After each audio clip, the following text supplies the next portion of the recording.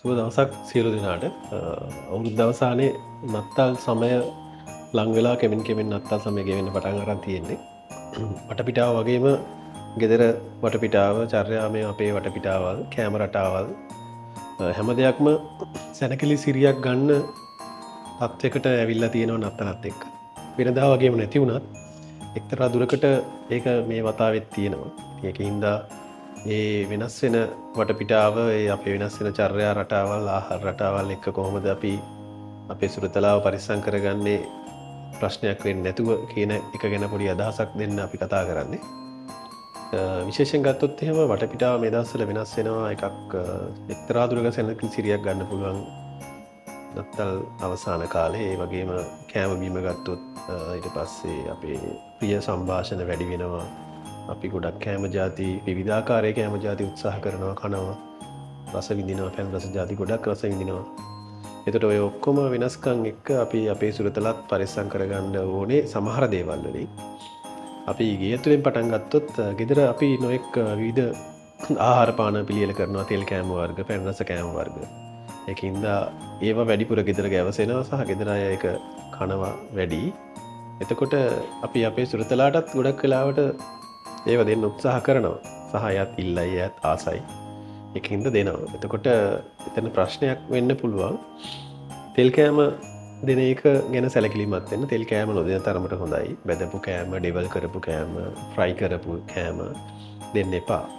සහ පැණි රස කෑම, ඔය අයිස්ක්‍රීම්, පුඩින්, ඊට පස්සේ වටලප්පන්, ඊට පස්සේ අනිත් රස කැවිලි ජාති, චොකලට් එහෙම දෙන්න එපා. ඒකත් අහිතකරයි. ඒ වගේම තව ගත්තට පස්සේ කෑම වේලවල් ගොඩක් වෙලාවට ගෙදර මස් ජාති හදනකොට විවිධාකාර වගේ මස් ජාති හදනවා. බීෆ්, පෝක්, ඊට පස්සේ සී ෆුඩ් ගත්තට පස්සේ ඉස්සෝ, දැල්ලෝ, පොකිරිස්සෝ එහෙම හදනවා. ඉතින් දැන් මං කිව්වා අර බීෆ්, පෝක් ඇලර්ජිස් එන්න පුළුවන්. ඒකින්ද ඒක නොදෙන තරමට හොඳයි. ඊට පස්සේ සී ෆුඩ් සමහර අයට ඇලර්ජිස් වෙන්න පුළුවන්. ඉස්සෝ, දැල්ලෝ, පොකිරිස්සෝ ඇලර්ජි එනවා. ඒකින්ද ඒවත් දෙන්න එපා ඒ කාලේ. ඊට පස්සේ පළතුරු ජාති වැඩිපුර පරිහරණය වෙනවා ওই කාලෙට. ඉතින් ඒවත් ඔය මිදි ඇපල්, අන්නාසි ඒ වගේ උෂ්ණ වෙන්න පුළුවන්. සමහර ආකාර වලින් ඇලර්ජිස් එන්න පුළුවන්. අලියට පෙර අපේ සුරතලුන්ට දෙන්න එපා. මොකද අනවශ්‍ය ප්‍රශ්න ඇති වෙන්න පුළුවන්.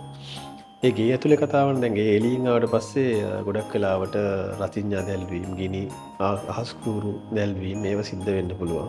පිනොකරට වටපිටාව වැය කරනවා. ඒතර අපිට ඒව නතර කරන්න බෑ. හැබැයි ඒ වගේ අවස්ථාවක යාව කලබල නැතුව තියාගන්න එක අපේ යුතුයකම, වගකීම.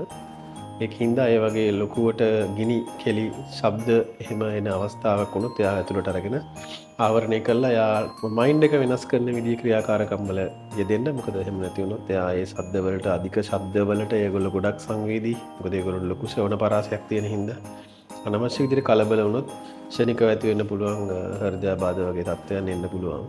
ඒකින්ද ඒ වගේ අවස්ථාවලදී ඔයාලගේ සුරතලා ගැන සැලකිලිමත් වෙන්න. දැන් පිටින් ගොඩක් කට්ටිය එනවා ගෙදරට.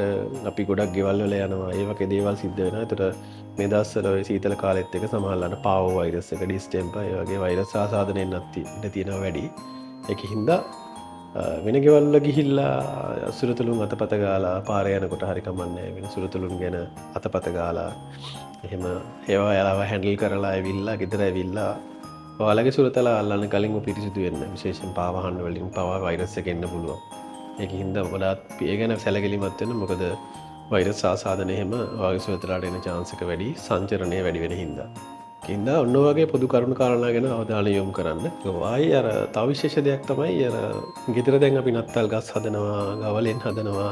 සැරසිලි විශාල වශයෙන් අපි ලස්සනට කරනවානේ. ඒතකොට අර නත්තල් ගස්වල අපි පොඩි බෝල එල්ලනවා, පොඩි වෙන ටොයිස් ජාති ලස්සන සැරසිලි වලට පාවිච්චි කරන දේවල් යූස් කරනවානේ. එතකොට අපි ඔය කාලේට අපිට එන සමහර ප්‍රශ්න අපි දැකලා තියෙනවා. සමහරලාට ඒවා කාලා, ඒ කියන්නේ බෝල වගේ ඒවා කාලා, ප්ලාස්ටික් කෑලි කාලා, ඒ වගේ කාලා හිර වෙලා ආහාර මාර්ගය ඇතුලේ සංකූලතාවත් එක්ක ආපු අය ඉන්නවා. ඒකින්ද එක ගැන සැලකිලිමත් වෙන්න. ඔබගේ සුරතලා සෙල්ලමට හරි ඒව අරගෙන සෙල්ලම් කරලා හපලා ඒවා ගිලින chance එකක් තියෙන්න පුළුවන් වැඩිපුර මේ කාලේ. ඒකින්ද ඒක ගැන සැලකිලිමත් වෙන්න. සුරතලාව පරිස්සම් කරගන්න. එතකොට ඔයාලගේ නත්තල් සමයත් සතුටින් ගත වෙලා හැමෝම සතුටින් නත්තල සමරාවි.